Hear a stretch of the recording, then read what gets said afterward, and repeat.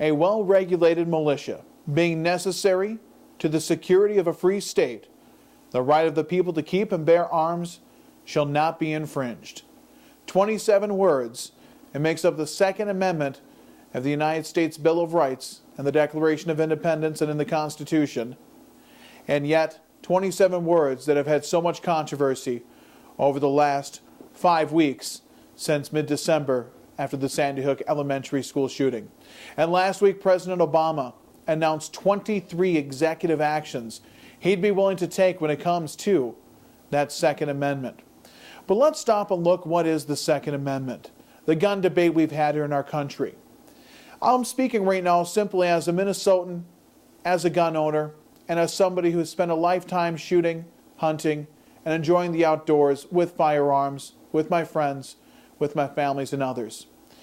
And you've got to understand, the Second Amendment, as many people who are on the left or right or in politics on this issue talk about, nobody will lose the right to hunt, nobody will lose the right to fish, etc. That constitutional amendment, those 27 words I just said, never mention the word hunting or fishing in it once.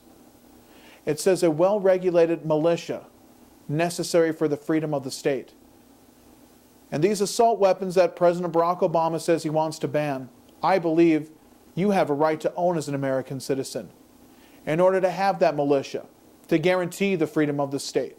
Our forefathers put that amendment in not to guarantee that you and I can go hunting and fishing, not to guarantee that you could defend your home from a burglar. They put that in the Constitution to guarantee the federal government cannot become tyrannous and oppressive to its people. And if it did, its citizens would have the right and the ability to defend themselves. Ladies and gentlemen, your president wants to take that right away from you. He is determined to do it. These rules that they talk about with assault weapons, banning them, with ammunition, banning them, are all meant to weaken society as a whole. Do you need an assault rifle? No, you do not. But do you have a right to own one? I believe, yes, you do. And here's the reason why. Overall, and you know it, you can feel it, our society has become sick in the last 20, 30 years. And there are people out there that want to do sick things in this society. And those people that want to do those sick things, no rule, no law, no legislation will ever change that. But it will change your ability to defend yourself. And let's not even talk about tyranny from the government. What about complete collapse of the government?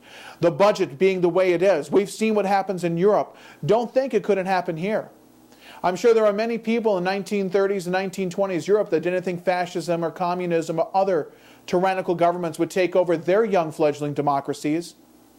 And yet ashes and monuments in Europe are there now to the millions.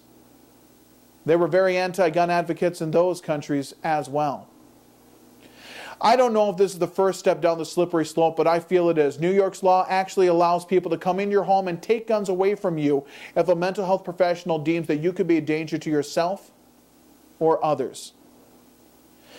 When you attack the Second Amendment and want to change things, you're not attacking guns, you're attacking my memories as a boy hunting with my grandfather or going to the shooting range to shoot some of those semi-automatic weapons people don't like.